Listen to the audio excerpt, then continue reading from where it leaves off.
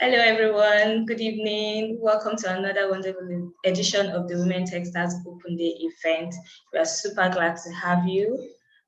We just like, as you're coming in, we'd like to get to know you, so you can just in the chat box let us know your name and where you're joining us from. It just goes to say, my name is Tony and I'm joining from Nigeria. So we'd like to have every one of you put that in the chat box, your name and where you're joining us from. Hello, Bolale. I can see your response in the chat box. Okay, Bolale is joining us from Lagos, Nigeria. So great to have you on the call today. Wendy from Kenya.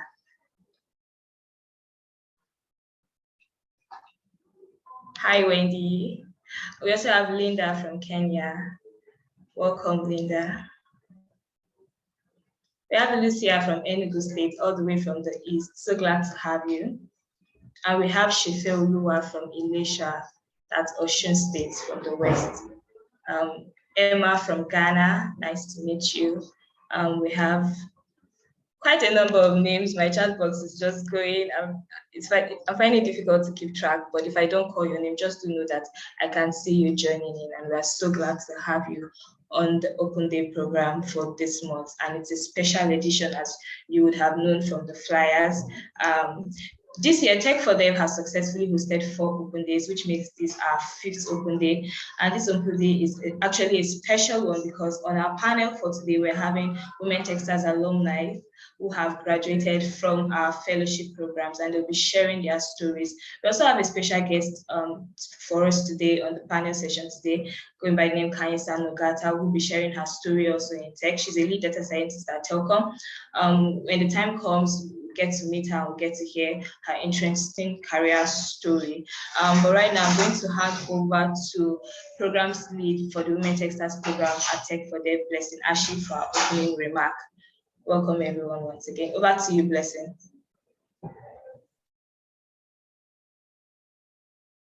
Hello everyone, good afternoon, good evening, wherever you're joining us from. We are really glad and excited to have you join the 5th edition of the Women Techsters Open Day for year 2023. If you're just joining us, this is the Women Techsters Open Day for the May edition, and we'd like you to please introduce yourself using the chat box and just write your name and where you are joining us from.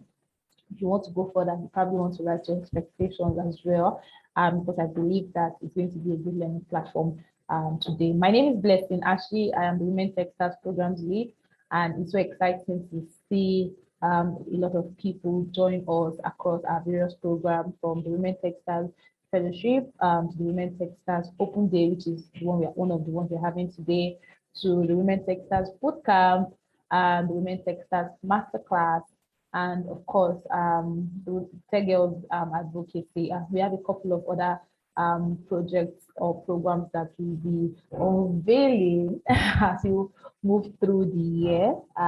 So it's really exciting to have everyone.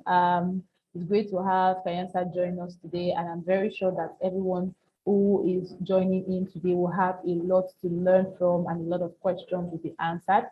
Welcome from wherever you are joining us from to our special guest. You are the real MVP.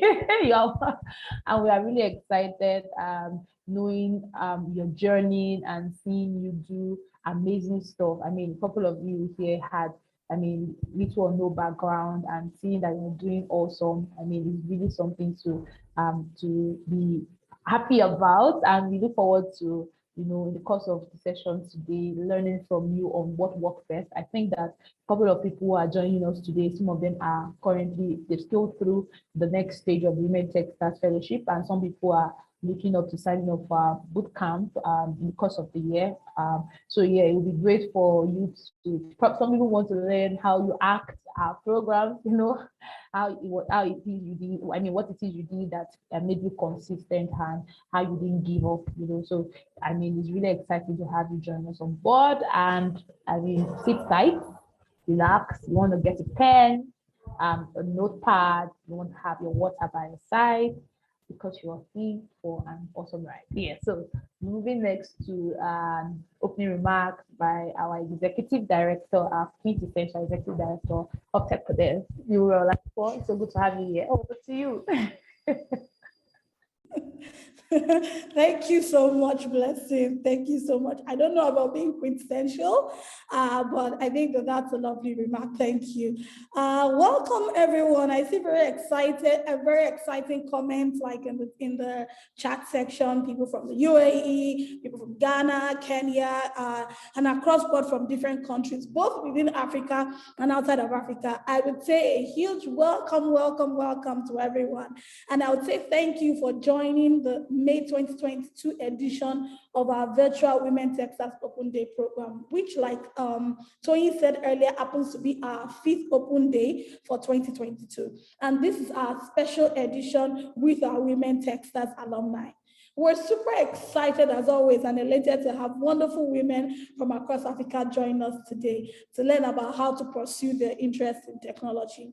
I always start my remarks, of course, because I know that there's some group of people here who are waiting earnestly for a feedback, who probably thought to pop in and join us today. And these are the prospective Women Techsters Fellows, who I know probably have joined us today, you know, to listen in and also learn about starting a career in tech through the Women Techsters Fellowship.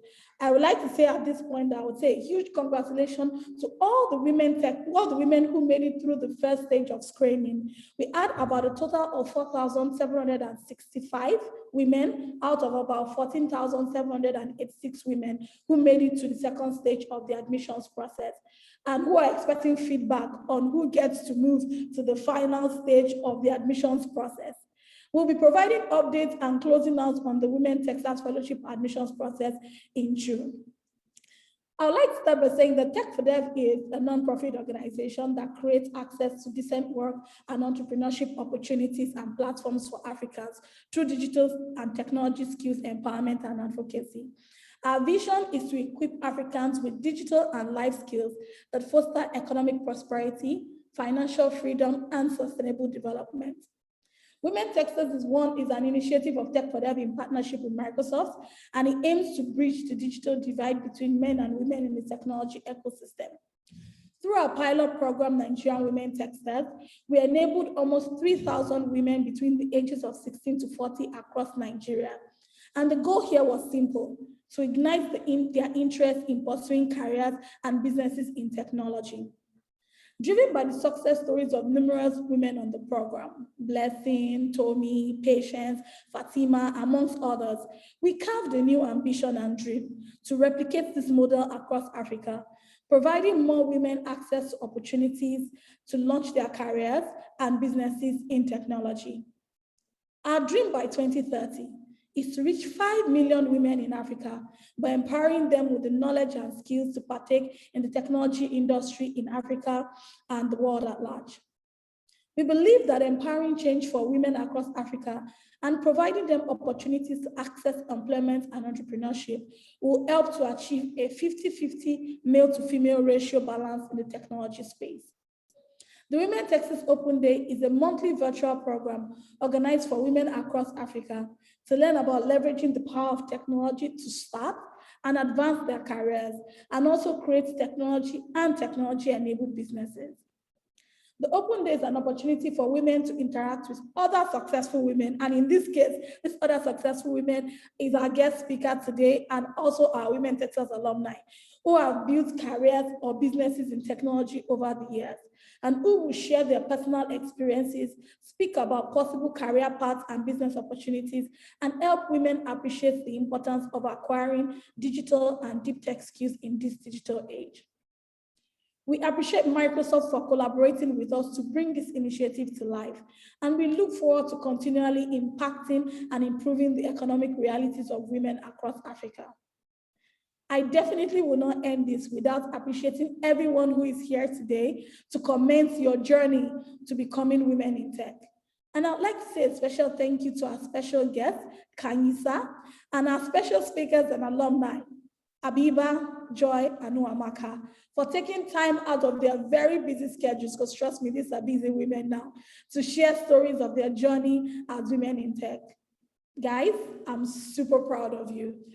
I look forward to a wonderful conversation that we'll be having here today. And I say thank you and right over back to you, Blessing or Toyin.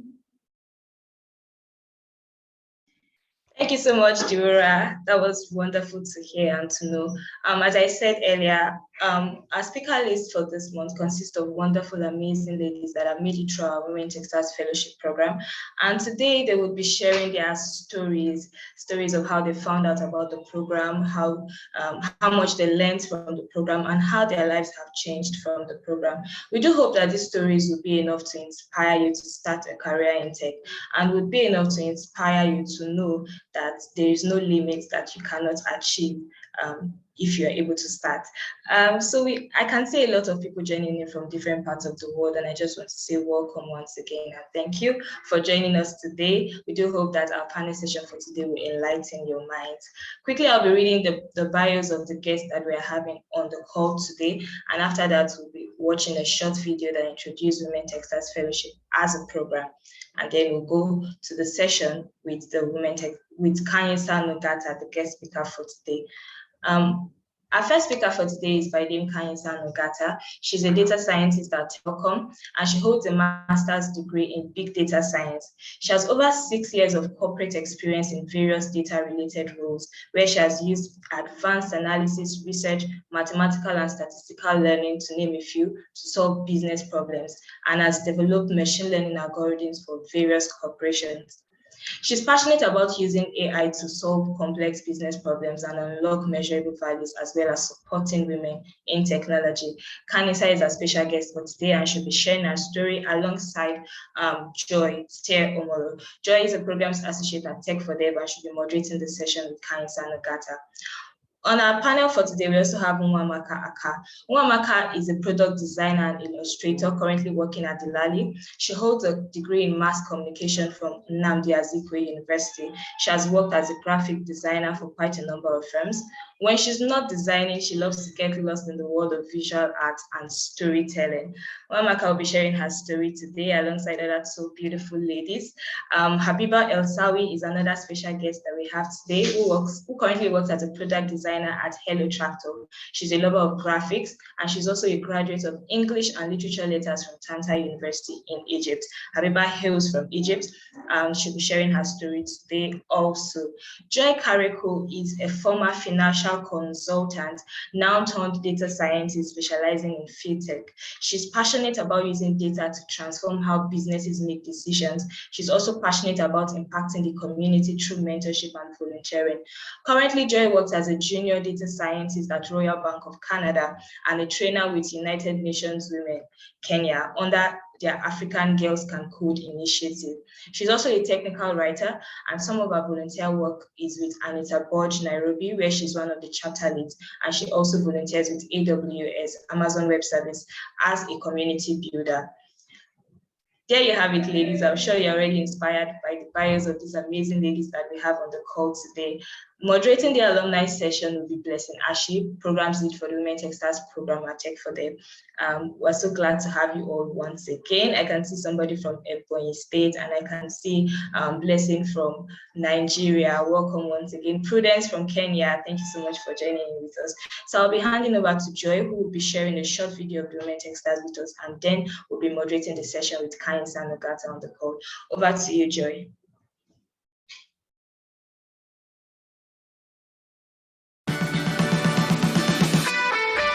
There's an African proverb that says that when you train a woman, you train a nation. When you train a woman has the ability to provide some sort of like 3x on ROI or whatever training it is that you give to a woman. If the training is meant to provide some sort of financial freedom, for example, for the woman, which is the case of the Women Techsters, we believe that women are able to then provide for their families, which then immediately also allows for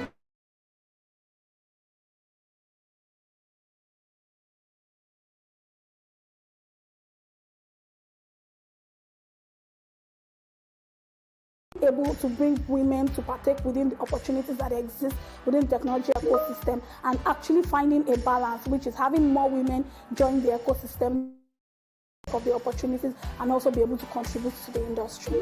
By 2030, we want 5 million women to be empowered with technical skills and use their skills to either start up their tech-enabled businesses, further their career in the tech space, or establish their own tech startups and tech-enabled businesses. Microsoft has been an amazing and fantastic partner. Just beyond supporting us with funds, has actually gone into supporting us, like giving us technical support, like donating Azure to us, donating licenses to us, and supporting us with other forms of software and hardware to ensure that we're able to deliver effectively on whatever program it is we're partnering on. Today is the Meet and Greet event that is holding in Lagos State. The Meet and Greet event is organized for our Women Techsters program beneficiaries to be able to have a physical connect. Because of the COVID-19, we're not able to have a physical meet-up. So most of our training has been carried out virtually, and we have women connecting online. Community building is very important to the Women Techsters initiative. It's a community that allows women to grow, women who haven't ever been in the tech space, to grow, encourage themselves, and just keep on pushing themselves to succeed. If I were to describe my experience in the Women Techsters program, Awesome. I would say it was phenomenal.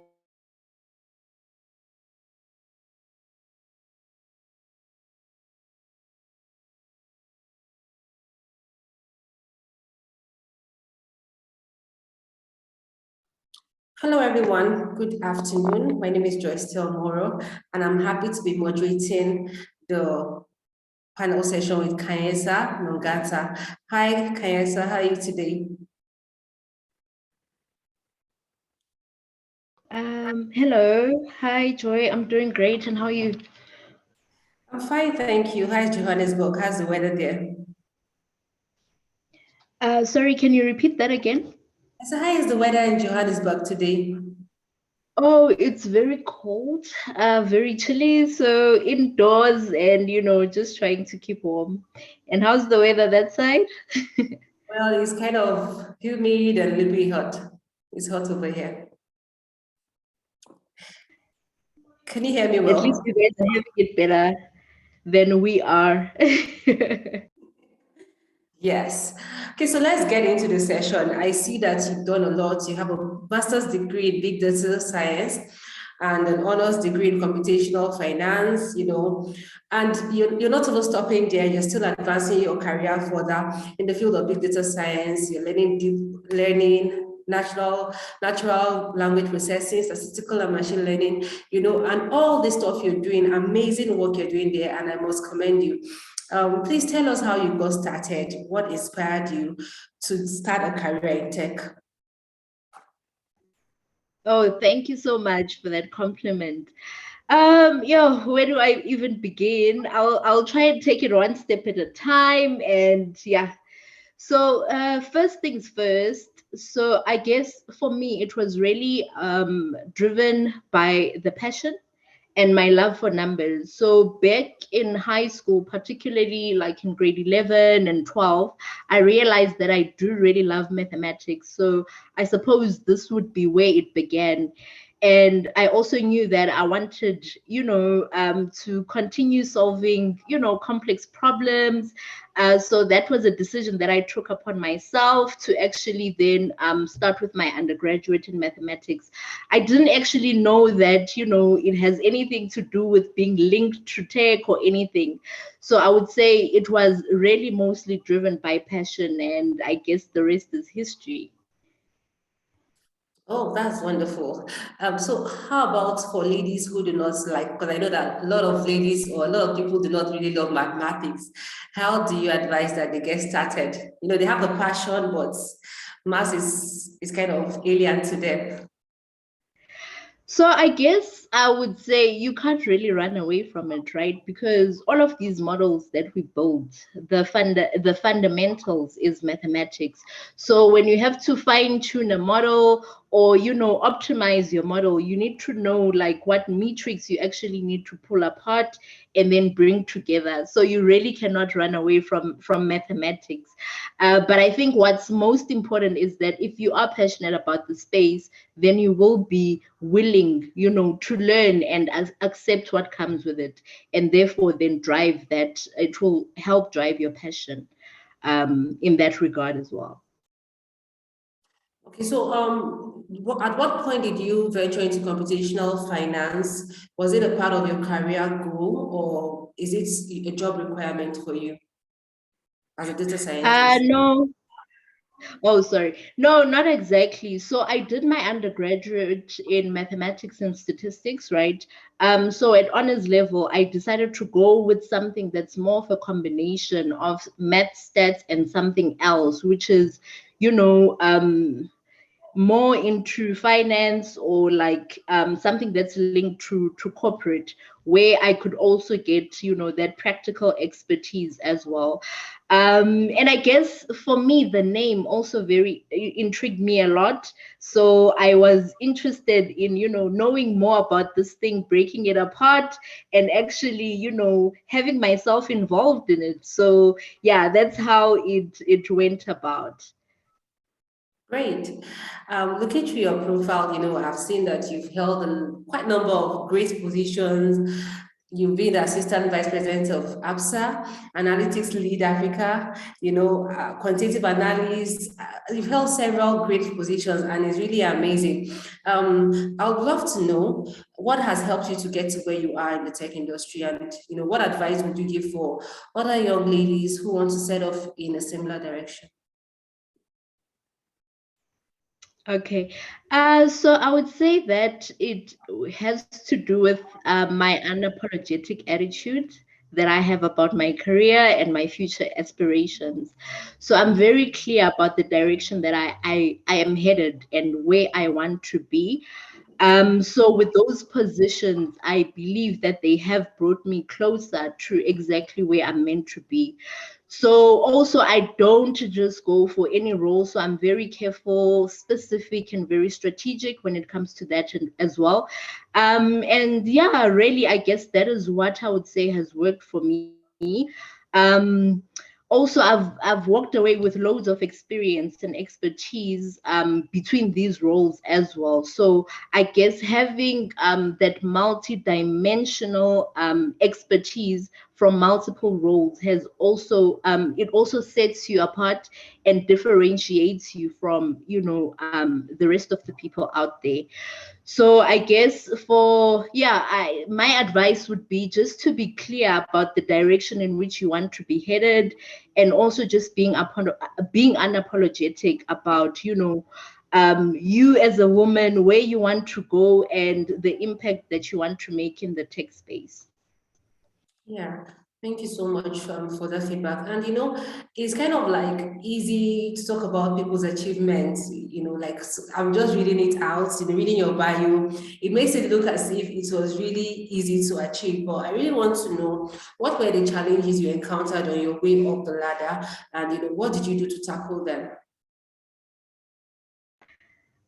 So I guess the challenges that I faced, first of all, we still have a long way to go. So I guess being a woman of color, that would have been, one of the biggest challenges. And also actually one of the greatest things that, is still there in corporate, but I guess with experience, you actually know how to navigate such things. And also the biggest thing as well would be being a woman, yeah, it's being a woman in a man's world. Wow, that is something else, something that a lot of people have a long way to go, and that transformation needs to happen and everything. And I guess another aspect would be when I was doing my master's as well. I am a parent, so trying to formulate a family, as well as actually driving your passions. Trying to merge the two was a bit of a challenge at the beginning, but it goes with anything, right? The more you get experience about these things, the more you are then able to navigate them better. Yeah, it's very inspiring to hear that because many women, stumble at a point in their career. They're, starting off is not is easy. It's easy to start off, but pulling through and staying in the pipeline, building your career is something different, and not everybody, can stay through when the heat comes. So for people in the data science space, what are some of the best resources for them, to dive deeper and to, remain relevant in the space? What are your, go-to resources? Okay, again, I'm going to echo this again. I will say it needs to start from within, right? So having that passion and the right reasons for wanting that career. And then in terms of resources, there's amazing NPOs like Tech for Dev, whose focus is mainly on creating the opportunities through digital skills. So that's very, very powerful. And also, going into university degrees, let's say you want to do it the traditional way, such as mathematics, computer science, data science. So one can go for those as well. And then there's also open source websites, right? And YouTube, which actually teach you on how to code. And those also actually need to be complemented by platforms where you can actually practice the practical aspect of it. So entering things like Kaggle competition, Zindi, and also the advantage with that is that you would also get to see other people's code. So that can also really advance you in many ways and teach you loads of tricks to navigate yourself in this in the data science space. Thank you so much. Thank you, Kanyesa. So please, this is an announcement for everyone on the call. If you have questions for Kanyesa, please go to the Q&A session and drop your questions. I'll be picking it up from there as we continue, having this panel session. Okay, so my next question for you, Kanyesa, is to know how you were able to, I hear you saying that you're a mother, and you were doing your master's, raising a family. How were you able to balance it? Balancing your work life with your career and motherhood, because many women get to the point in their life where juggling everything becomes, it becomes messy. One gets to, suffer for the other. So how are you able to strike the balance between both? Yeah, actually, that's a very good question. So I think instead of trying to balance it, so I didn't look at it from balancing per se. So I tried to integrate the different aspects. That way, that is what really did work for me. So I knew that, okay, fine, at a specific time, this is where my focus needs to be. And then, my passions would take space within this amount of time.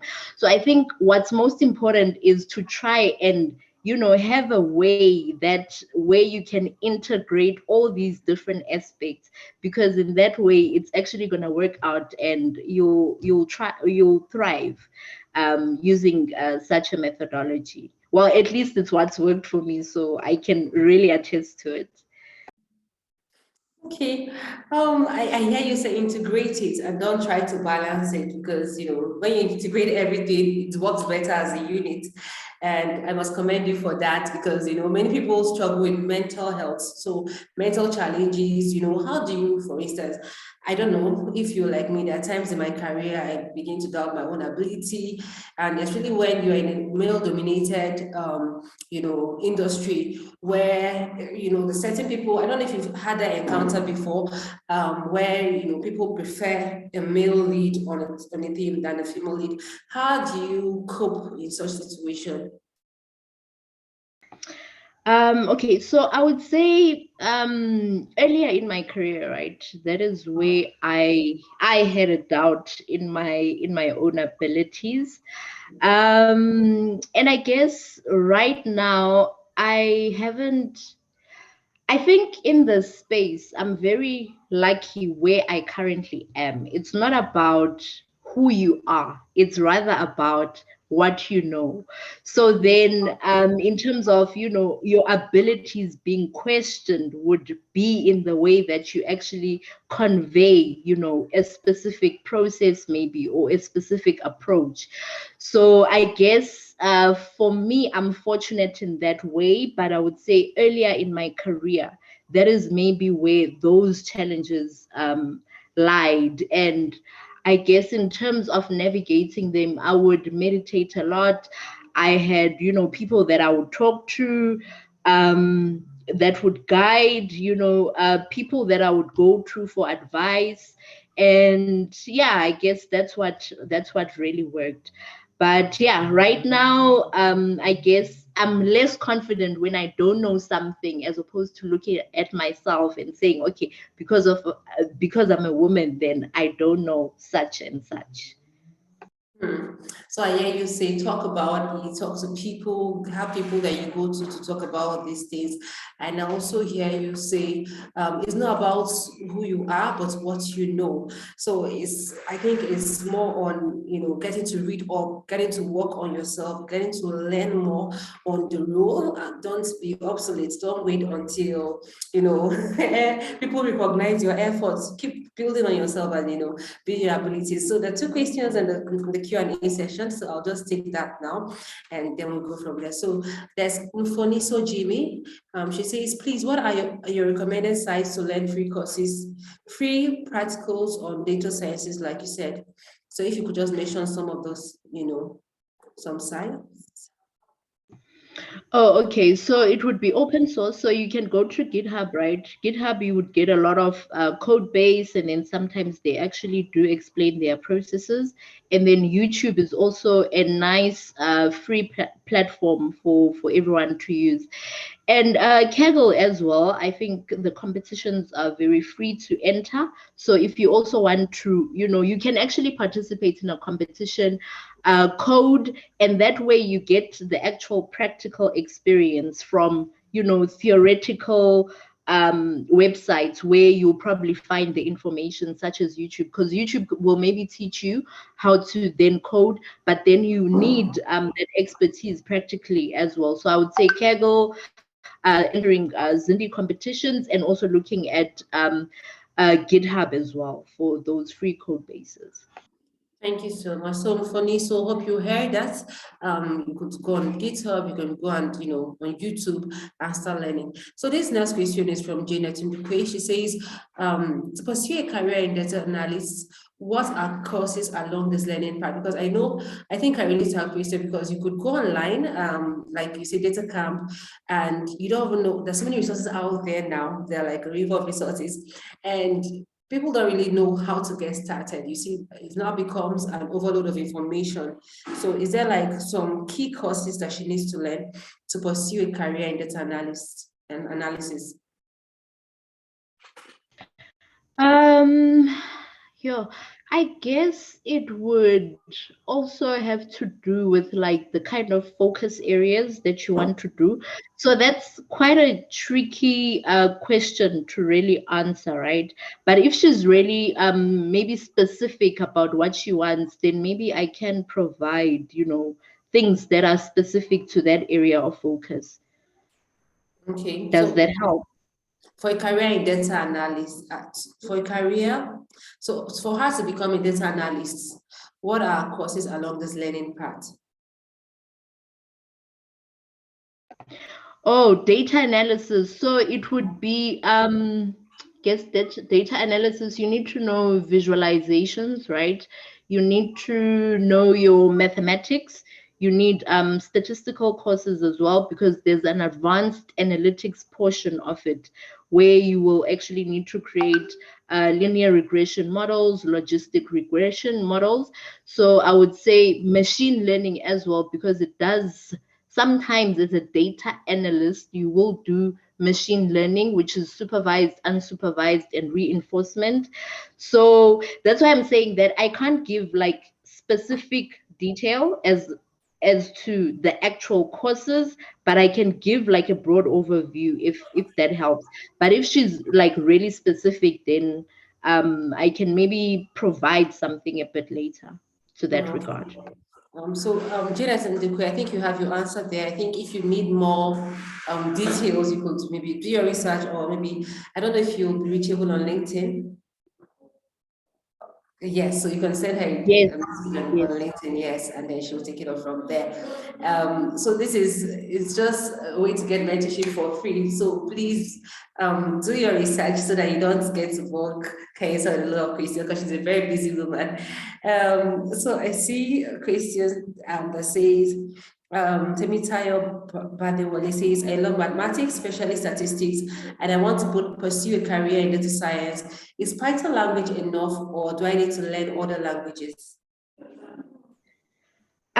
So again, I would say it depends, right, where your area of interest is.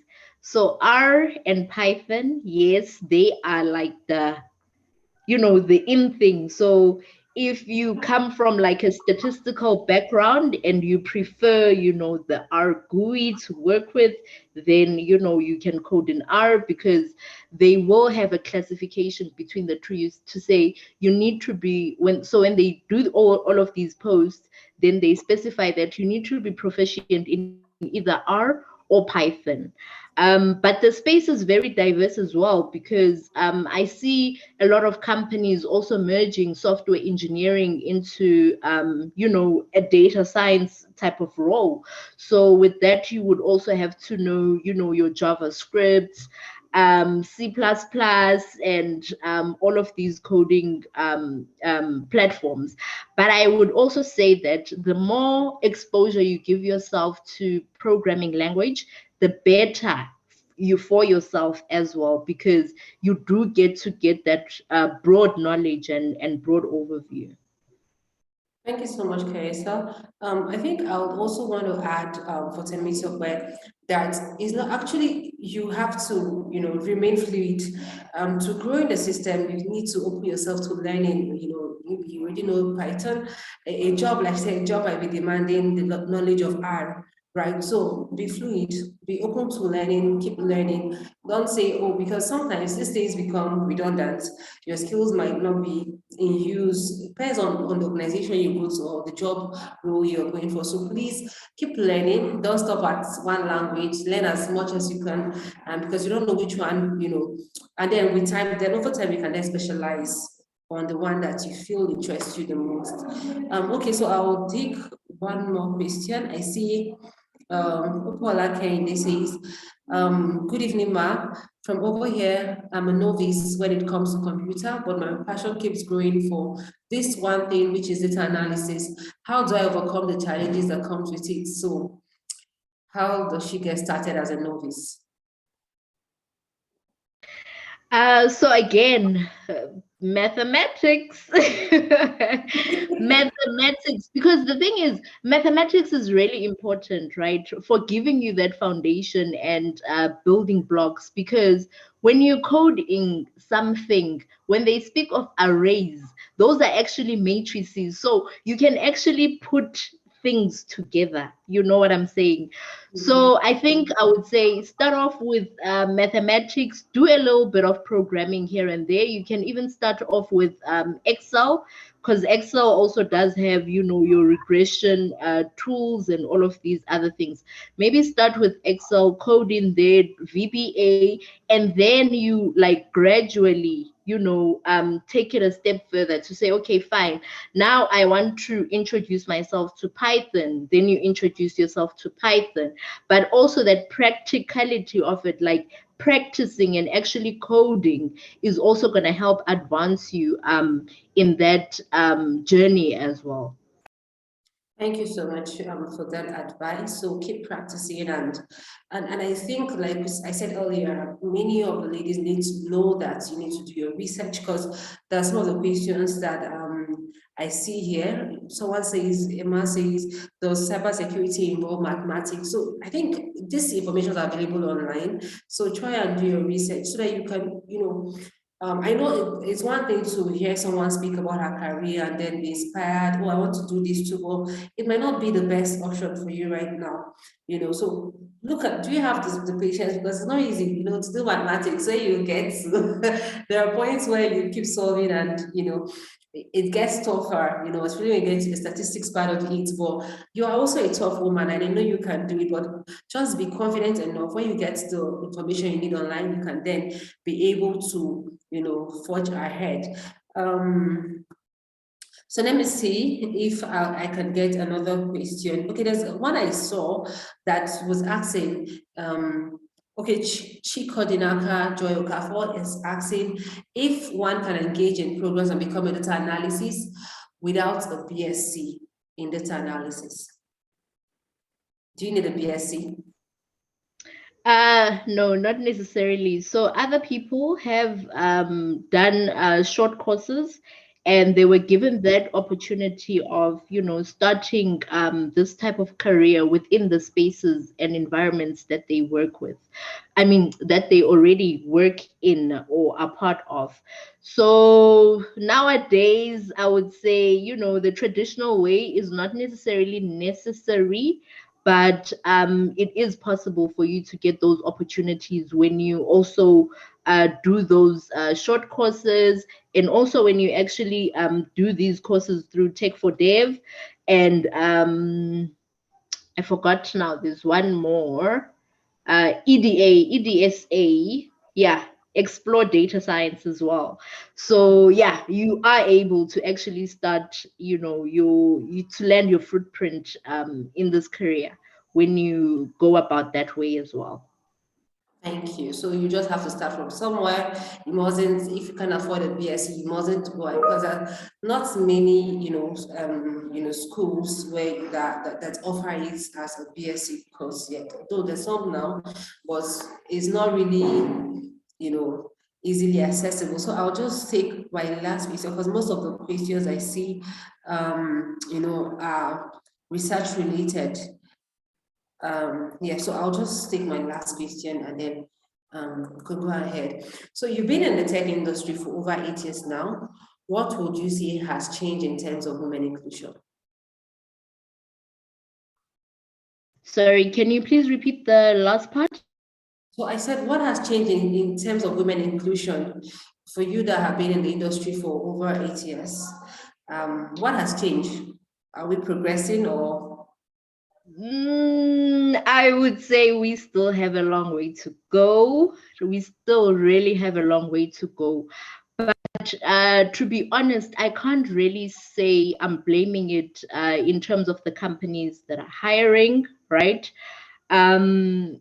But this would also have to do with us trusting in our own abilities, because what I normally see is when something is put out there, then a female will say, oh yeah, but I will not be good enough, especially because it's a male driven type of environment, so I will not be good enough. So I think we also need to put that trust in ourselves, put the trust in our abilities, and actually build this breakthrough, break the barriers in these industries, and also make our mark.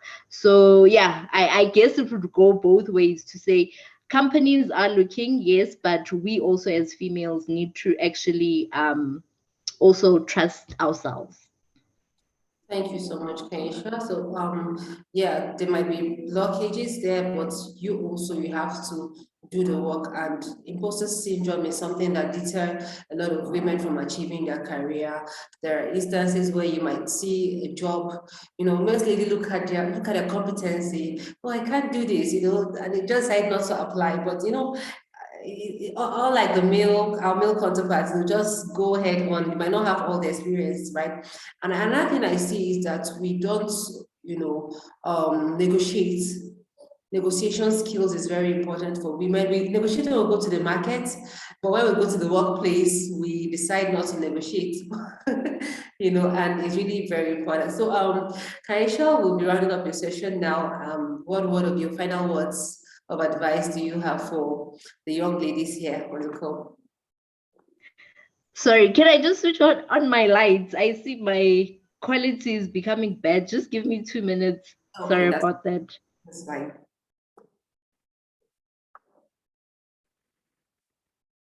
Okay, so let me see if I could take some questions after that. Okay, it's better now. Yeah, it's better. So I would say let's have those alter egos, right? Where we trust ourselves and we trust in our own abilities and have that go-getter attitude. And just know that, you know what, you can, if you believe it with your mind, then you can definitely achieve it. So yeah, those are the final words that I'll leave you guys with. So much, Kaisha. Thank you so much. I believe you've heard, this session, and I believe it has encouraged you. Believe in yourself. It's not about who you are, but what you know. To stay in the system, to remain relevant, and if you want to be like Kaisha, you need to start loving mathematics. I know it might be like, oh, it's difficult, but start from the basic. Go back to the foundation, build your foundation in mathematics, and keep reading, keep learning. Don't be stuck on one language, and do your research. Are you sure this exercise is for you? And if you want to get started, Tech for Dev have several programs that are free. You don't need to pay for them. You just go to our website, www.techfordev.com, to learn more about our programs, and you can enroll for them. And please follow us on social media closely for more information on our programs and decide on which to join. As we go further into the program, this event, you'll learn more about our programs, and I believe you'll make your decision on what you want to do. So I'm going to be handing over to Toyin now to continue the session, and please stay tuned. It's not over yet. It keeps getting interesting as we continue. Have a nice day. Toyin. Thank you so much, Joy. Thank you so much, Kainsa. Okay, so Blessing is sharing a video so that we can all get the info from that. Thank you, Blessing.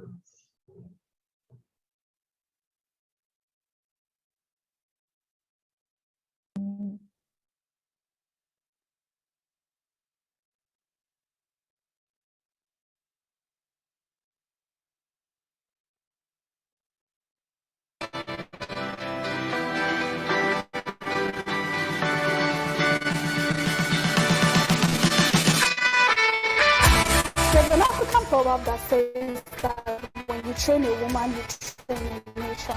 When you train a woman, you provide some sort of like 3x on ROI or whatever the woman did. Your freedom, for example, for the woman, which is the case of the women.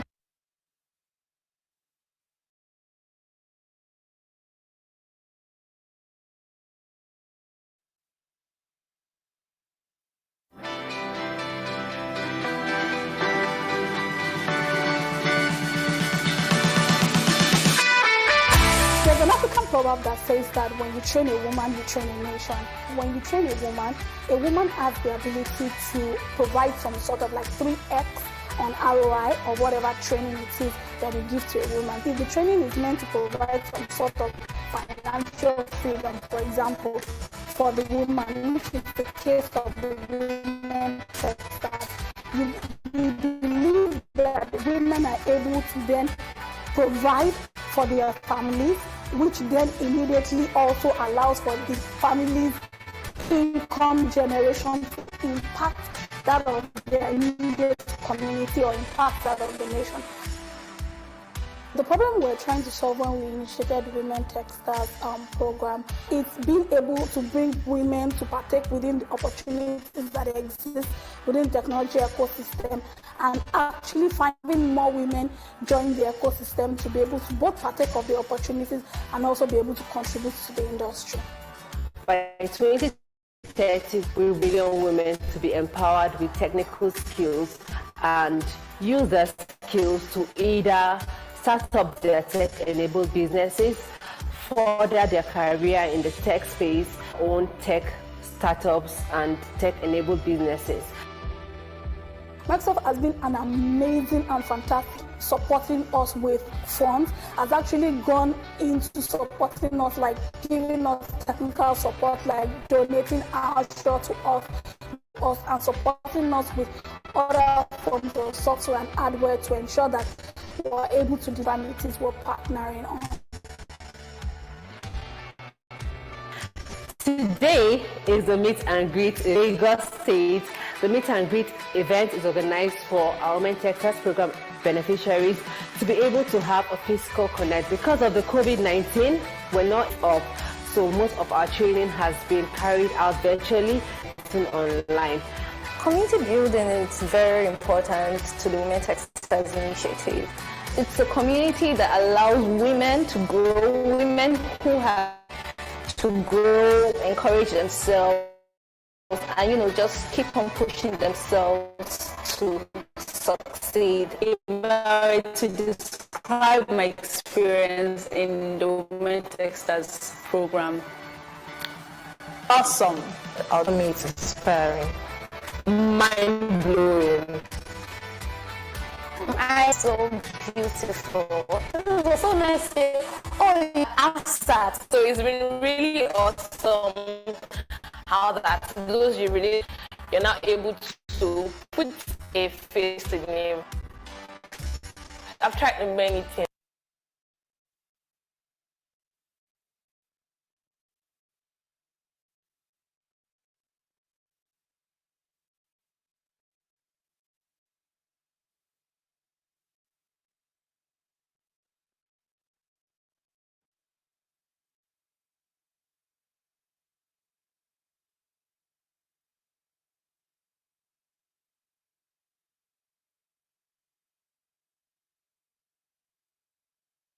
To go for other classes and it just didn't work out. It looked impossible. At a point I just felt maybe this is not for me.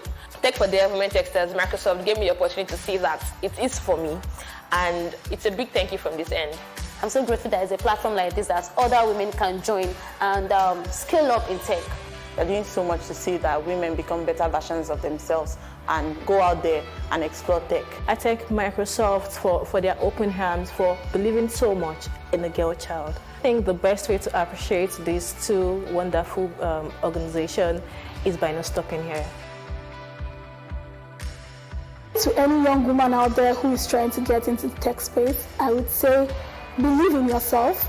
You can actually do it. Tech is not as difficult as people think it is. There are tons of career paths within technology that even have nothing to do with you writing a line of code. I mean, for example, there's product design, there's product management, there's data analysis, and amongst others. So I would say to every woman, believe in yourself. Whatever you think you can achieve, you can do it.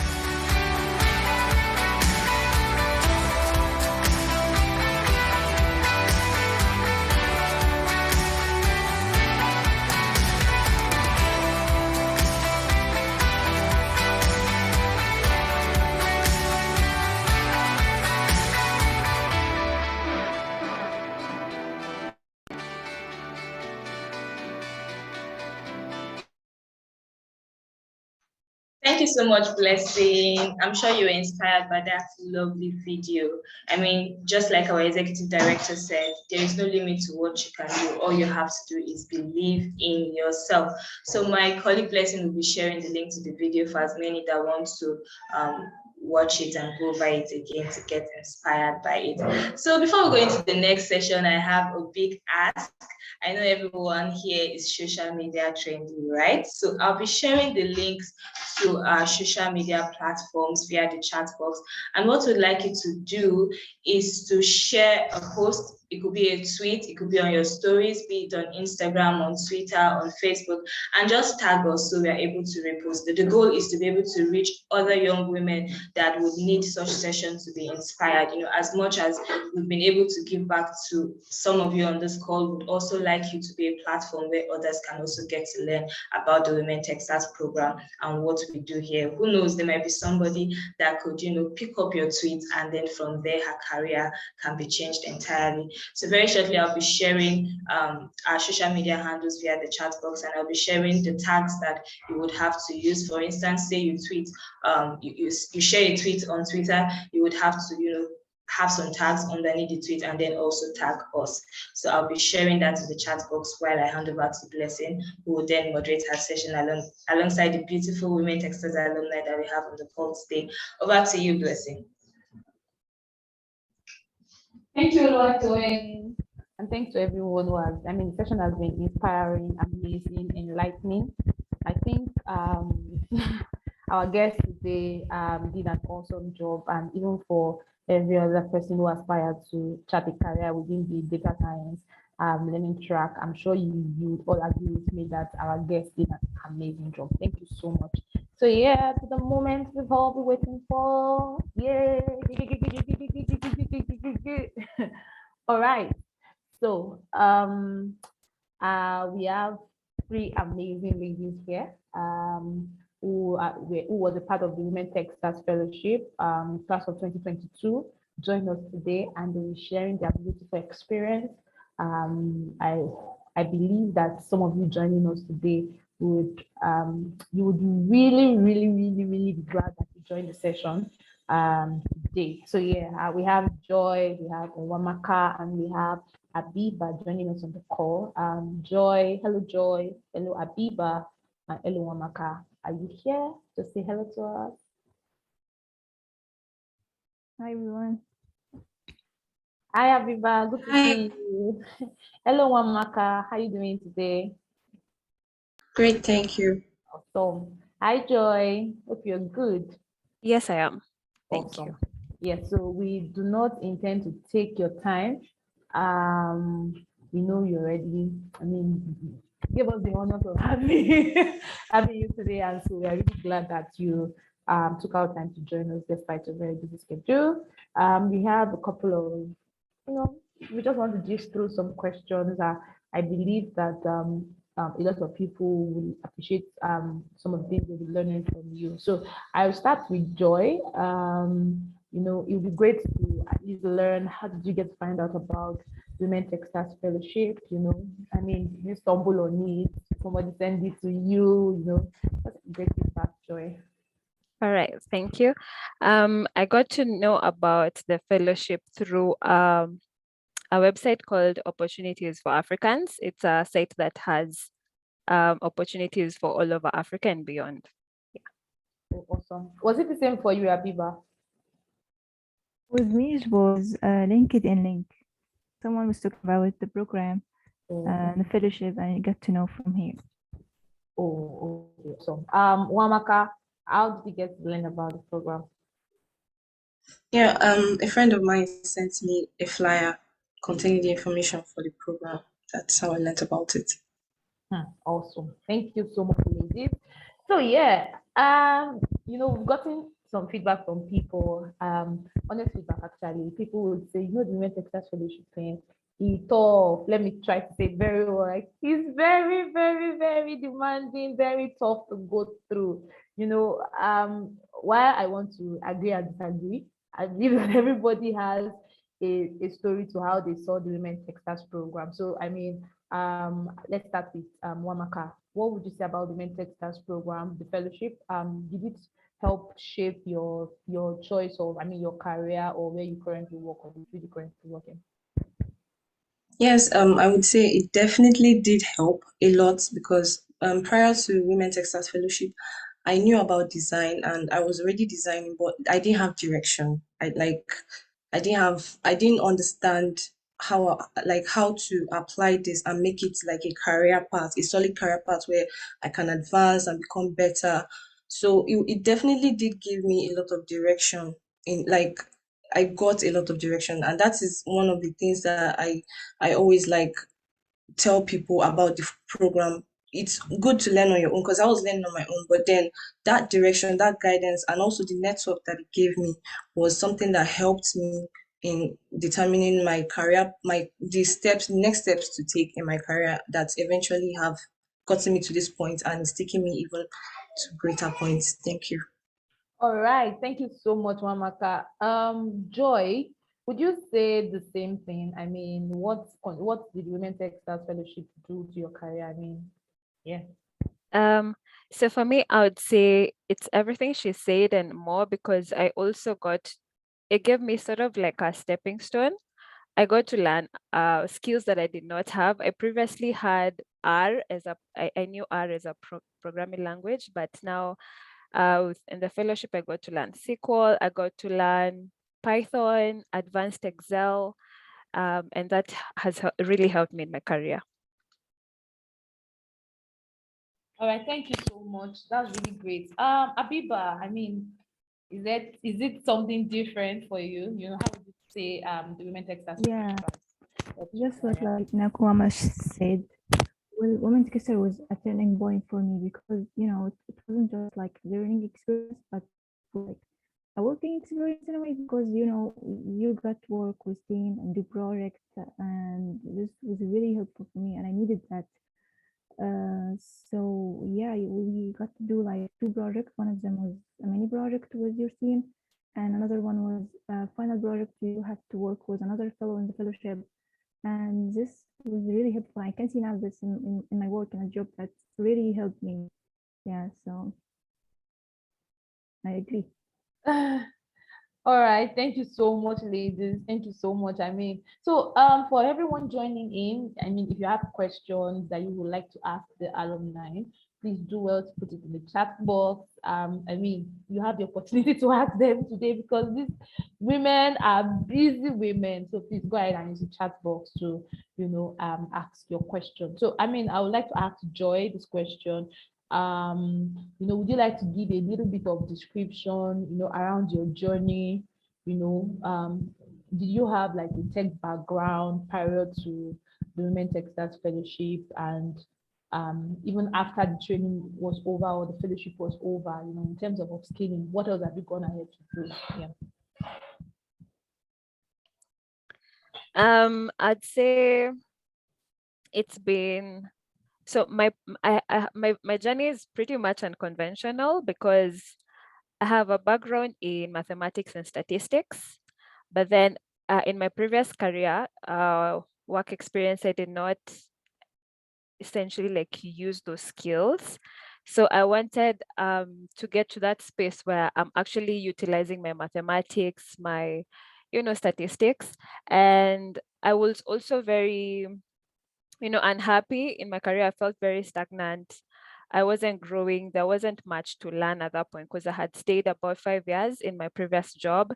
So yeah, I really, really needed something, a different, career. Yeah, so and I also wanted to fulfill my potential because I felt like I was underutilizing myself.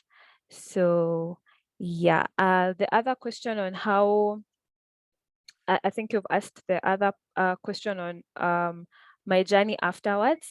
So after the fellowship, that was about in August, thereabouts. I was able to continue enrolling in many other, I enrolled in several other courses that were also on scholarship, and I got some scholarships from Udacity, Data Camp also. And then I also volunteered a lot in platforms that I felt were doing a lot of data science stuff. I also, participated in my first ever hackathon and won. So that one also boosted a lot of my confidence. Yeah, and also now got an opportunity to enroll to another boot camp, and that's how I got to get my current job. Awesome. Thank you so much, Joy. Thank you. Okay, so for people who joined us before the introduction was made, Joy is currently a data scientist. Wamaka is a product designer, and Abiba is also a product designer. So yeah, you know that you have some top ladies doing well, within their learning track. So yeah, thank you so much, Joy, for that feedback. Abiba, I mean, were you in, one learning track? Did you have little idea or knowledge around designing? What was the contribution of the Women Techsters Fellowship, in this your career? Also, what are you doing presently? I think our audience here would like to learn from you. But yeah, I kind of have an experience with graphic design, but you also motion design, all of that, but I still didn't know more about product design because product design is two aspects, which is UX and UI. So UI was much, I'm kind of familiar with it, but UX was a new for me. So of course, Women Techsters helped me with this part, especially, and I got to know more and more, and I practice with tasks and assessment on quizzes and all of that to build confidence with what you're learning. If you have courses by yourself, let's say YouTube, all of that, you feel like it's not like academic, or you can trust your ability on that major. But yeah, after Women Techsters, I feel like I'm more confident. Thank you so much, Aviva. Thank you so much, Aviva. Yeah, Wamaka, over to you. It's your question. I heard you while you started. You said, "Oh, you usually you were designing," but I mean, compared to would you say the quality of the training and maybe also the quality of the facilitator that we had on board also contributed to the success you currently have? And I mean, what are you also currently doing after the training? Okay, well, I think I'll start by saying that, like I had earlier mentioned, the training was a very, very big step for me because like it was a big step in the right direction. I knew about like I will always say I knew about UI UX design, but then like the first time I heard about it, it was something very foreign to me. And one of the places where I failed early in my career was that I wasn't like always researching. So I didn't quite understand what it was, although I knew about it. And because being in the graphic design field, like I had met a few friends also in the field, but I still didn't understand what it was. So Women Techsters, the fellowship with the intensity and the way we were taught, my facilitator, I always thank God every day for him, Mr. Kenna, because he was very thorough.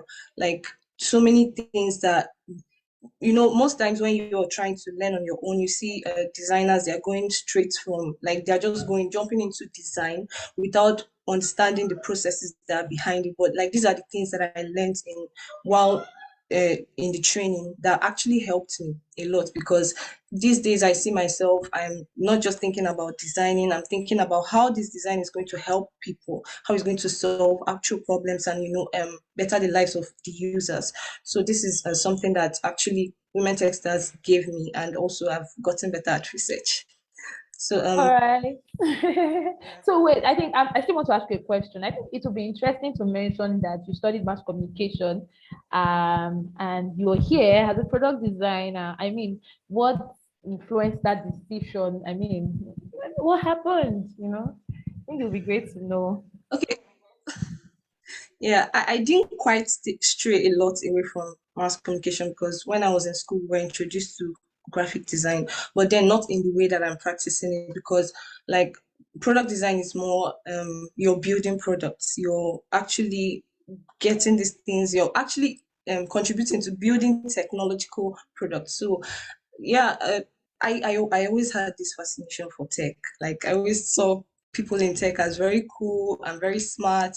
So it was something that I had fascination for. Then getting like introduced to product design from Women Techsters, I kind of found my place, I would say, because I was initially trying to go get into tech by learning programming, but then finding out that I could actually use my design. I love design. I love arts. I love being creative. So finding out I could fuse these two things and actually be relevant it was something that it's something I'm very grateful for.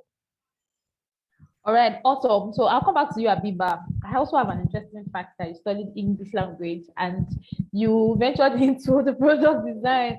I know a couple of people who are within that, who had that line of space will be wondering, how easy it was for you to transition. Would you mind sharing?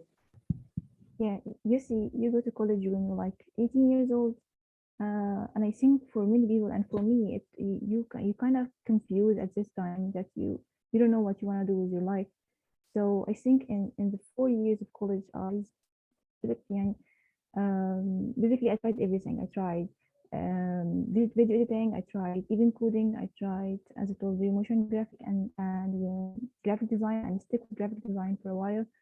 And when I know about Women Techsters and they have a program for and track for product design, I felt like, yeah, I might be a good fit for this one because I like designing in general.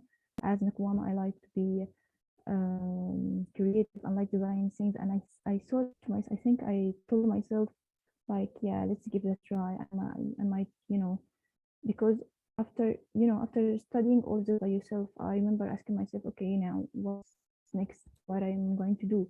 I still don't have like a professional experience. I still don't have like working experience, training.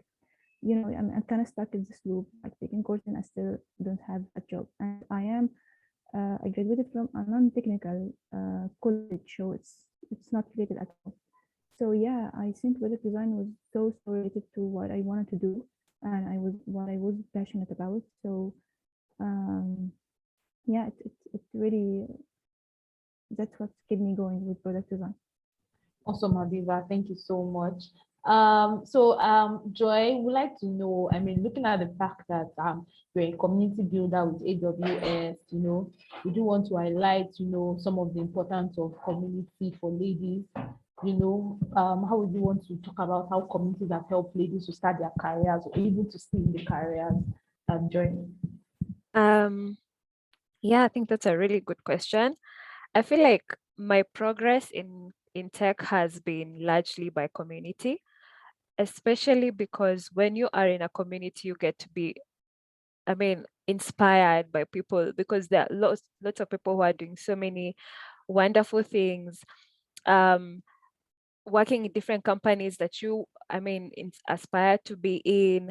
You find also you grow a lot because, for instance, if you're in communities where people write, essentially, you'll also find yourself that you're growing in some way. If you're, community is just everything. So for me, I feel like networking, growth, getting to plug into those volunteer, roles, just volunteering like 1 hour, 2 hours a week or so can help you a lot in your resume, and will also help you gain other soft skills that will be handy in your career, such as collaboration, teamwork, even working together with people. And volunteering and community is just, it's essential for us women. Awesome. Thank you so much, Joy. So we are running out of time, but there are like 2 rounds of questions I would like to ask. I would like to ask you, Amaka, Wamaka, are there particular skills that a product designer should have, both technical skills and non-technical skills? Which ones do you think are essential and the ones that really helped you, become a Texas that you are? Okay, I think I would start by saying that the most important skill in design is design thinking. That is understanding how you can use design to solve problems, because it's not just the aesthetics, it needs to be functional. So that is one. And also learning how to collaborate, because in product design, you're going to have to collaborate a lot. This was something that I had issues with for like the first few months of my starting, especially during the training, because I hadn't collaborated a lot. But learning how to collaborate and use the tools that help aid collaboration is actually very important.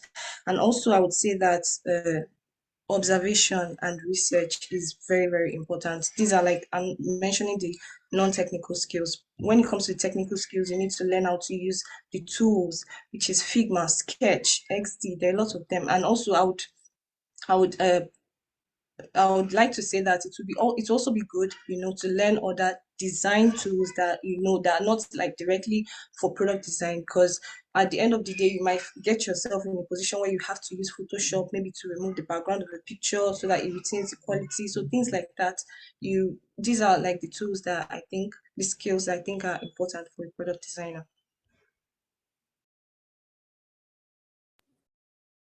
Thank you so much, Mamaka, for the feedback. So Joy, you currently work as a data scientist at Royal Bank of Canada. Which is one of Canada's largest banks and one of the largest banks in the world in terms of capitalization. I think it would be important to know, how did you prepare yourself for this opportunity? Have you always envisioned it that one day you find yourself in the Royal Bank of Canada, and also looking at the fact that you're a young lady and, tech is one of the in things there, would you want to share some of the tips that helped you, land this opportunity? Because I believe that some other opportunities will open up for some people. It might not even be in the Royal Bank, and they probably want to get tips from you on how they can be and, give their A game here. Yeah. Oh yeah. Thank you for that. So I got the opportunity to work for RBC through an external bootcamp that was hiring specifically for Kenya at that time. But I feel like yes, there was some way that I was prepared to get that opportunity, because when in my third year of of of my previous job, I had saved some money, so I went back to school and did my second degree. I got a master's in statistics, although that time it was not even relevant for my role at that point. Um, and then now with Tech for Dev, Women Techsters Fellowship, I got to get SQL skills. I had, Python, and for me to be able to pass to get to that boot camp, I needed. I faced like 2 interviews where I was interviewed on my SQL and my Python skills, machine learning skills, and so on. So yeah, so I and then also of course with my volunteer work, where I got to do lots of projects on data science as well, that also gave me some bits of leverage. Yeah, so in terms of vision, I would say not really. It was such a good surprise on my end. But I would say what was clear for me during the sessions or even during the projects that I did is that I got to learn very quickly that I wouldn't be very good at health tech, because remember in data science you can specialize in a lot of things. Healthcare, you can do I mean fintech, you can do all, there's so many specializations, but you need domain knowledge in these areas for you to be able to excel. And now with me realizing that health tech is just not for me, I was able now to know that banking industry or fintech would actually be a good fit for me. Yeah.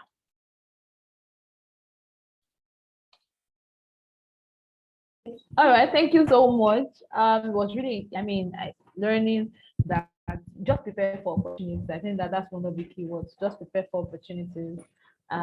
It would always meet you when you are prepared. Oh yeah, so we're gradually coming to the end of this. I can see lots of questions. A lot of people are really interested. Get next step updates and the like. So yeah. So Abiba, I don't know if you would like to share.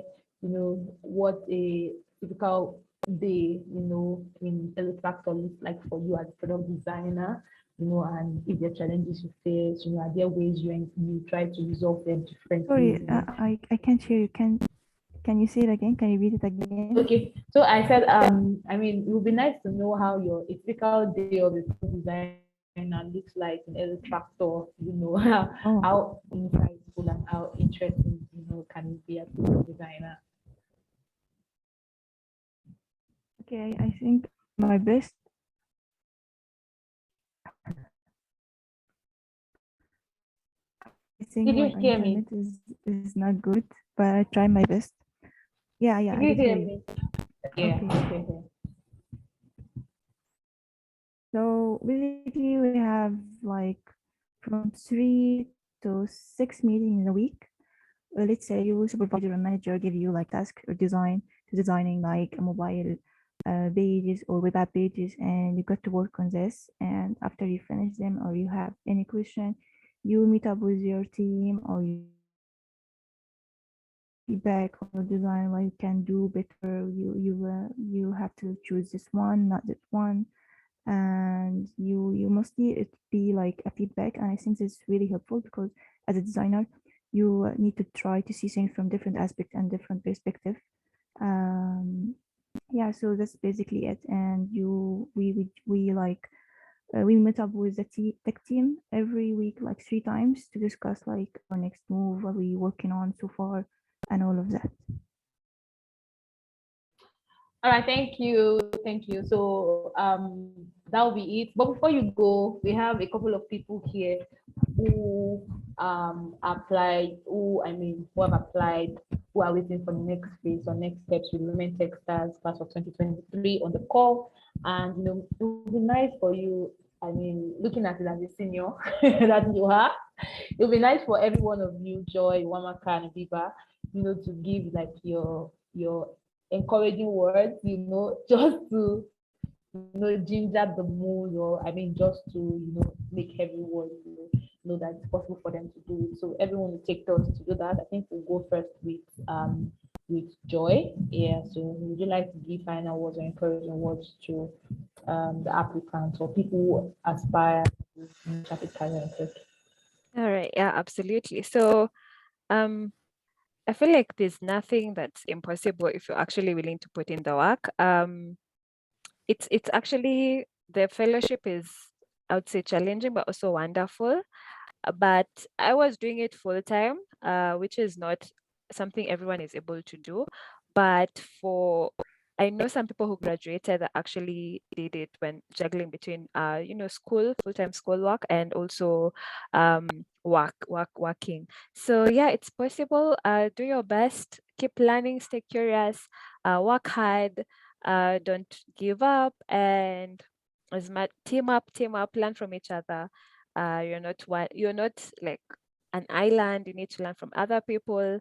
Yeah. So, and nothing is impossible, for sure. Thank you so much, Joy. Thank you so much, Joy. So just before you go, somebody had asked a question around you shedding. Okay, I think the question is for Tech for Dev, wanting to know if your volunteer experiences were around the fellowship program. I know that as much as we encourage people to volunteer, but I think that the volunteer experience you mentioned was more around the personal thing for you, right? Yeah. So I think that answers that. Omaka, you have the floor. Ginger some of them. Okay, I think I would agree. Agree with everything that Joy said. Sometimes it gets really hard, but one thing that helped me personally was that I made friends, and so like I was able to have not formally like, but an accountability partner. Like, okay, I'm getting tired. It was my the team lead in my design team. I would always run to her and be like, I'm tired. Like, but when you make friends, you rub off on each other because there's always that zeal to get to the end of this. So I think that is one thing I would just like encourage you to do: make friends and stay curious. Awesome. Thank you so much. So I think there's a question for you, Joy. You're the only data scientist here. Someone is asking you what specializations are there in data science. Because it really seemed confusing at first. Do you have answers to that? And would you like to provide answers to that? Sorry, you've said specializations. Yes, the specializations, within data science. Data science, all right. Yeah. So I'd say that two major paths you take. There's data analysis, data analytics, data analyst as a data analyst, and data science. So in data science is really huge and really wide as well. So in terms of obtaining like domain knowledge, there is fintech. So like myself, I work in banking. There are people who do health tech, so that is in healthcare, hospitals, pharmaceuticals. There's even ed tech, so people who work with companies like Udacity, Datacamp, that's a whole lot of other, area. There's also natural language processing, which is, another whole huge area that you need a lot of knowledge in. There's what you call computer vision. There's so many paths to be explored. So I'm sure once you are able to do your research and even identify some of these things, you'll be able to even know what you love and what you would even want to go for. Awesome. Thank you so much, Joy, for shedding light on that. Yeah, so we would like to get final words from you, Abiba. Just before we do that, we posted Wamaka's, Abiba's, and Joy's social media handle. I think LinkedIn to be specific. We would like you to go ahead and check out their LinkedIn profile. Send them a request. I would suggest you don't block them so that they don't, ask for support when you need support. I'm sure that they're happy to provide you with such support. I would also say that, just adding to what Wamaka has mentioned, the beautiful thing about, or one of the good thing about Women Techsters Fellowship was also the fact that, aside from the fact that we wanted you to learn alone, there was also room for opportunities where we paired women together. There were times where, there's like a community question and answer time, when we get to learn what are the challenges you're facing. I think that also helped. The fact that there's an alumni community as well, where opportunities are also being shared. That's one thing that is really good about the Women Techsters program. We don't just want you to start out and go out. We have like a community that you can also be accountable to. Everybody celebrates and rejoice in your wins as well. I think in March or April, we had some people collaborate on an hackathon. And most of the teams came top. So yeah, that's one of the beauty of the Women Techsters community. So yeah, Abiba, we have you now. Would you like to give final words? Your thoughts also. Thank you, Blessing. I think Joy and Kumama said all, but I think everything is achievable if you put the work on it.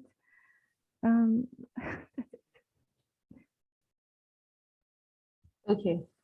All right. So yeah, thank you. So I think one of you, either Wamaka or Abiba, you can choose to answer. Somebody's asking that she wants to go into the product design learning track, but she doesn't want to code. So the question is there a problem around it? Does she have to run away from coding?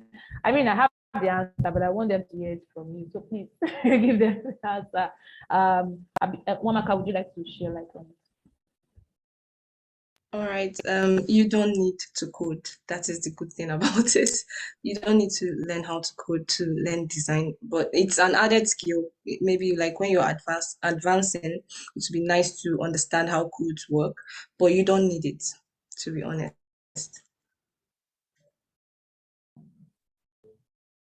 All right. Thank you for answering. And thank you everyone for staying this long. We just have a few more questions and then that'll be it. So I think there are a lot of people here, who have a couple of questions here. I think we've answered some. Somebody asked how you go about volunteering online. This is not in the scope of this conversation, but I don't know if Joy can, just speak about it in maybe 40 seconds, how they can go about volunteering online. Yeah, absolutely. So the way I look at volunteering is in two ways. One, giving back to community, and also in a way that is also helping you grow your skills. So I do both of those. So like, for instance, giving back to your community, you can volunteer a lot. For instance, I volunteer with Anita Bog. It's about women networking and all. So that one will help you impact the society. There was a time I volunteered with Mozilla during their festival. There's another platform for data scientists called Umbina. It's got some projects that sometimes can be quite advanced, but they're worth looking at. There's another platform called Skilled Up Life, which you can also look at, has got amazing job volunteer opportunities. Yeah, so you can always research and you'll find something to do. All right, thank you so much for that, Joy. So somebody's asking the product design alumni. So the person is asking, do you need graphic design skill for you to get into the product design track? Because according to her, she doesn't have a parallel background in it. So Abiba, I don't know if you want to do justice to that. Sorry, can you repeat the question again? Oh, okay, so the person wants to go into the product design learning track, but doesn't have prior knowledge in graphic design. So is it something the person can do regardless of not having a background in graphic design? No, it's actually totally fine if you start with have like zero experience with graphic design. I think fellowship actually started from the beginning, and you don't need a graphic design. It might help, of course, because you kind of familiar with the tools. It's the same as Illustrator, Figma, Photoshop, all of that. But I think you can start from the beginning. All good. All right. Thank you so much. So somebody's asking for data science. The person is asking, is it possible to go into data science directly with Python without learning Excel? Joy. Yeah, I think it's possible, but I do not recommend. because I feel like with Excel has a lot of foundational skills that you need to learn, and has some bit of the skills that you get with Excel, for instance, will help you even articulating some challenges, or even the way certain platforms like SQL work. SQL is essentially like Excel, in the database world. But I think, yeah, it's possible for sure. All right. So yeah, thank you so much, Joy. So for people who are asking questions around 3D animation, 3D animation, cybersecurity, our focus today is around data science and product design. In our subsequent open days, we'll have experts within the track. I think we already had one in previous months. You can do well to check out the video. It's on our YouTube platform, so that you can get to learn foundations around it. So yeah, so someone is asking, is artificial intelligence and machine learning complex to learn? I don't know, Joy, if you have answers to that. But I know complex is relative, so I don't know if you have better ways to put it. So the way Hanisa has said, you need lots of math in that. Statistics essentially is AI, artificial intelligence, and as well as machine learning. So if you're comfortable and if you're curious enough and you want to learn and you're open-minded, it's just definitely doable. It's not hard. Okay. All right. Thank you so much, ladies, for joining in. You can still stay on the call. I just want to answer some other questions that some people have asked that might not really be related to this, to your career path or your journey, into what you're doing currently. So yeah. But thank you so much for joining. Please just give us a moment because we like to take pictures with you. So please don't go anywhere. Just give us some few more minutes to wrap up, please. All right. So some people are asking questions around, so somebody's asking if you're going to make a payment to us after completing the training. Okay, I think that it would be nice to hear one of you even speak about it. Somebody's asking that if you go through this training at any point in time, we check for them, be asking you to pay for it. So based on the experience, one has anybody come to knock on your door to pay for it? Yeah, so I mean, if you're going to pay, you're going to plenty money. Like you'll be paying in pounds and pounds and pounds and pounds. Absolutely. But I mean, I think it would be nice for you to give a feedback to it. Yeah, it's free. Nobody's going to ask you for a penny. Actually, they are giving you more because there's the internship part. So it's free. All right, thank you. So we really just wanted you to speak to it so that people understand that I think for them, our mandate is ensuring that, especially for the Women Techsters initiative programs, that we have more women, coming to tech, we have more women engaged, within tech space, and we are mindful of this, and we understand that there are a lot of challenges, being women first, and also with the fact that some people might have some financial constraints. So all of our programs are tech for dev are free of charge. However, you have to meet certain criteria for you to get on our program. So yeah, there are a couple of questions around the Women Techsters Stage 2 assessment that was administered last week. I'd like to say, first of all, we apologize that you had to take the assessment. However, before the assessment was taken again, and also when we sent out an email, we had mentioned that the first assessment would not stand. So if you do not take the second assessment, the first assessment would not be counted. So apologies if you missed the assessment. We understand your reasons, and I mean we believe that everybody's reasons might be very, very genuine, be it as it were. However, the space available can only take a few, and as such, we might not be able to allow you to take your assessment. So yeah, I hope you understand that. And for the people who took the assessment, if you joined in earlier, our executive director had mentioned that everyone would know their stand and the next step. In June, training is supposed to start, towards ending. The orientation is supposed to start towards ending of June or in July. So yeah, we would always give you updates on the status of the application. So please stay with us. Only one assessment was what is going to count, and it's the second assessment that we're going to be using. So somebody is asking, is the internship paid? Of course, it's a paid internship.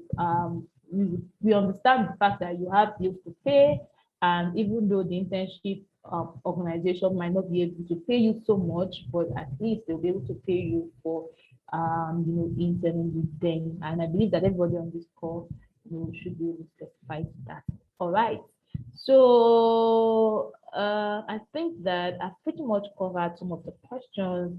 I don't know if I can see any other one. So somebody asked a very important questions around the difference between all of our programs, and especially within the Women Techsters program. So yeah, here is it. The Women Techsters Fellowship Program is a 1 year long program. It is 6 months of intense training, and the training is an instructor-led training model. It means that you'll be in class for 6 months. In the past, it was for 4 months. I think in Joy, Abiba, and Wamaka's time, it was for 4 months. It was not for 6 months. But for this year, it's just to tell you that we're also expanding. We have a lot, installed, for this particular year, and of course, we keep evolving. So for this year, it's 6 months of training. It means that you'll be in class for a certain 4 hours every day. It's not a recorded version still. I'll use it the recorded version. Although recordings will be made available, but you have to be in the class, for every day, and it's Monday to Friday. We observe certain public holidays, depending on if it's a national activity, so it's 6 months of training and then 6 months of paid internship where you are placed within firms or organizations, in your specified learning track. Of course, within the 6 months, there are a couple of things you have to do: assessments, you have to do mini projects, group projects, hackathons. So for this year, we're planning to do a lot more around hackathons. We have team bonding, we have, so of course we're evolving. So that's that for the fellowship.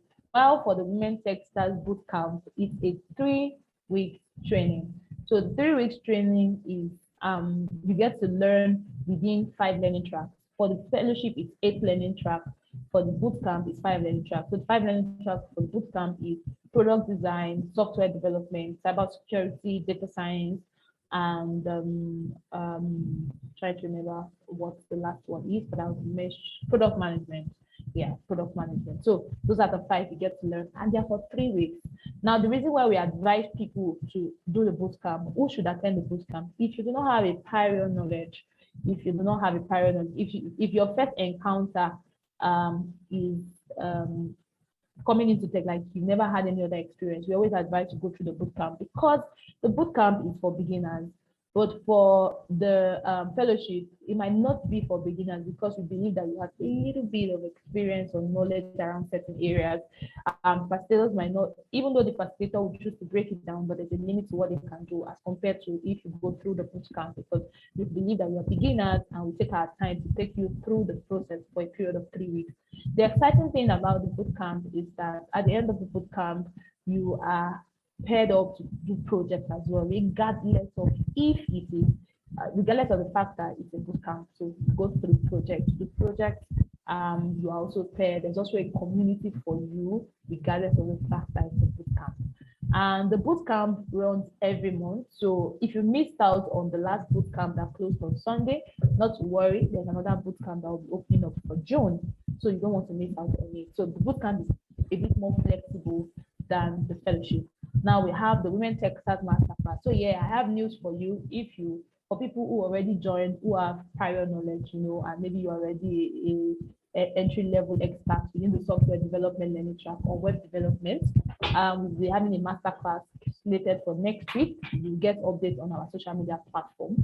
So please look out for it. And if you have friends who you feel should benefit from this, we have a master who is currently the CTO for Prunet Technology, is going to be doing justice to 2 topics, in software development learning track. So you see that we have lots of opportunities. We do not just leave you across our program. We have other programs that you can do. So that's the Women Techsters Masterclass. Women Techsters Masterclass is like a 2-day masterclass for entry level people who already have like 1, 2, 3 years experience within certain learning tracks, where we get to bring masters to hold free sessions. I mean, if you're going to pay for a masterclass, you know how much it will cost you to pay. But we have someone who's going to pay you, who's going to train you rather for free. And it's so flexible that we have to put the masterclass on the Saturday and Sunday so that you have more time. I mean, in case you're working, we believe that most of your weekends are a little bit more flexible, so you can go ahead and sign up when you see the call. It will go out today, so please look out for our social media platform. And I should also mention that masterclass is for limited people, so it definitely means that not everybody not everybody will be selected. So if you want to be a part of this masterclass, you have to sign up for it immediately you see it. And it is important that you have experience, like at least you have entry-level experience for you to participate in the masterclass. Otherwise, you'll be lost in the class.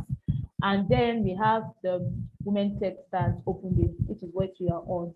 So one thing I should mention is that we have an advocacy channel at Tech for Them, and we also have an advocacy that helps people to understand different opportunities in technology. And that's where the Women Techsters Open Day falls in, and the Women Techsters Tech Girls Drive Advocacy. So Tech Girls Drive Advocacy is an advocacy for girls.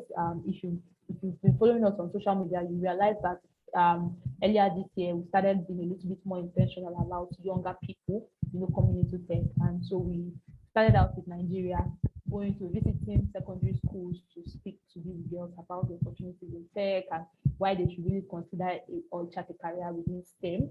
So yeah, we have that. We are very intentional about it because we believe that a lot of young girls, we don't know where we get some of their mindset from, but we want it to really change. So yeah, that's the Tech Girls Advocacy Drive. And then in the period of in the course of the year rather, we'll be having other things that will be unveiling little by little.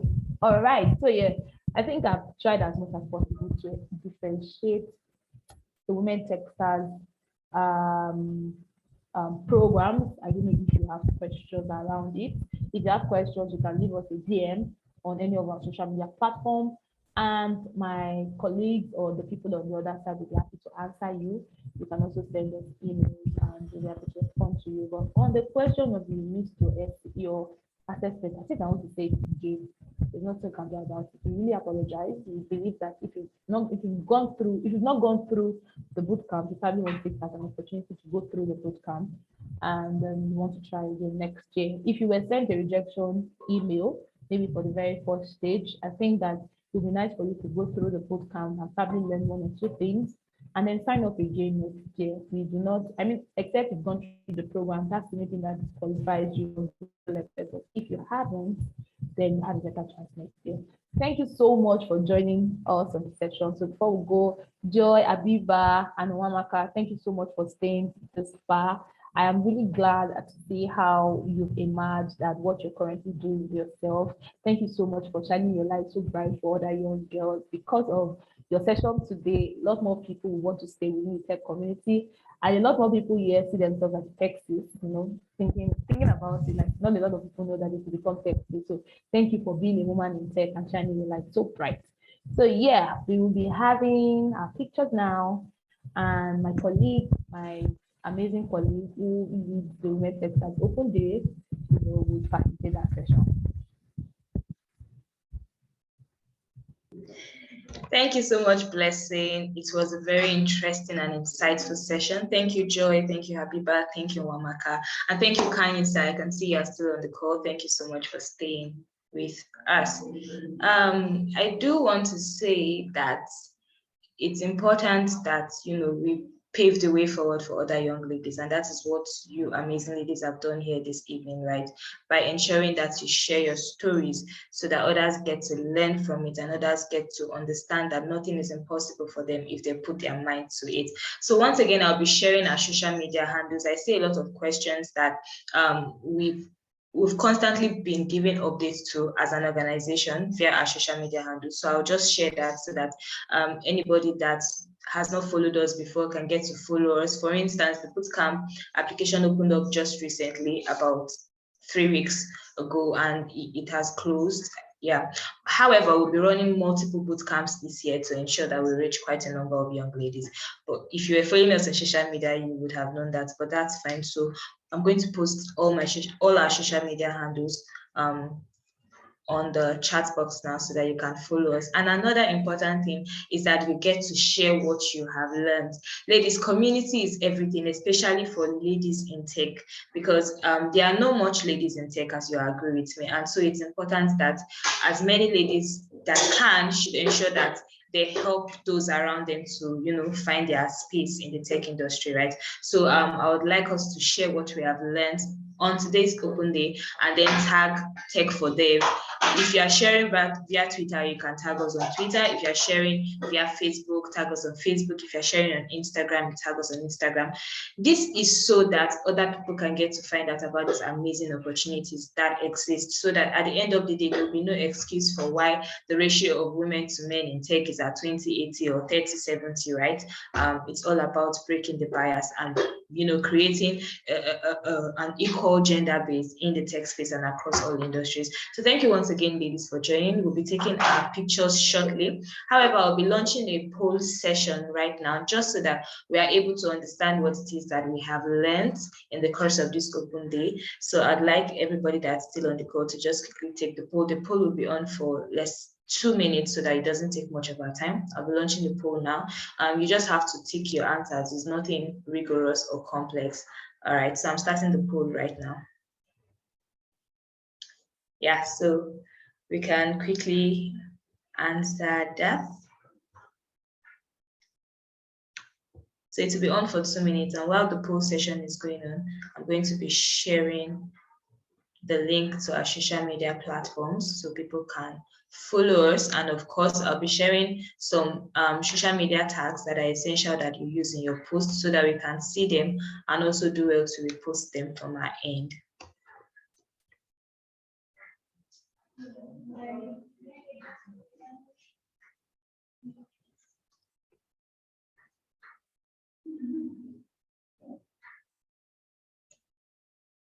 Yes, I can see people are already filling the poll.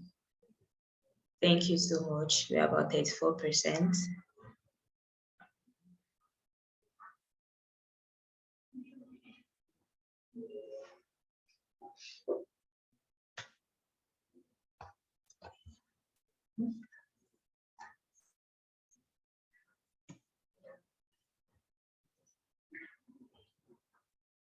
Thank you so much, Esther.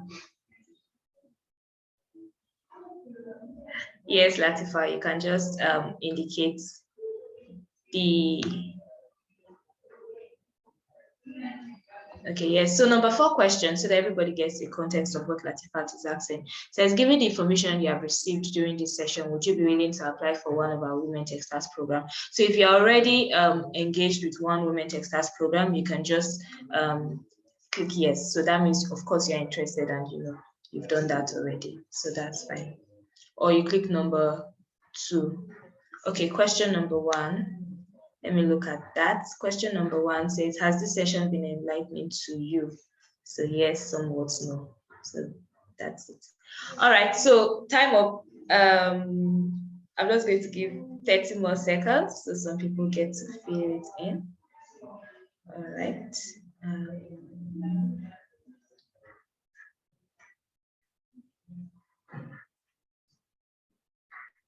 All right, so I think we're good to go because of our time. Thank you so much, everyone. So I would like the speakers to, yes, they've all turned on their video. Thank you so much. All right, so I'm just going to change the setting to a gallery setting so that we can all take a picture.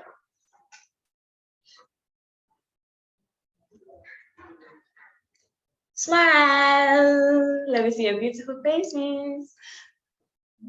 All right, thank you so very much. So I saw a question. Yes, I've taken the picture, so that's fine. Thank you. So I saw a picture asking about the recordings for the open day. We're going to send a follow-up email to everyone that is on the call today, and that follow-up email is going to contain a link to the open day recording. You can do well to share it, ladies, that you feel would learn 1 or 2 things from it, right? And it's always uploaded on our YouTube page, so you can always check on our YouTube page to watch it if you do not want to go through the hassles of going via the Zoom recording on cloud. So thank you very much, everyone, for joining the call today. Thank you to our speakers. Thank you, Kainsa. Thank you, Wamaka. Thank you, Habiba. Thank you, Joy. We cannot thank you enough. We do know that your schedules are always tight, being the tech ladies that you are. However, we appreciate your presence.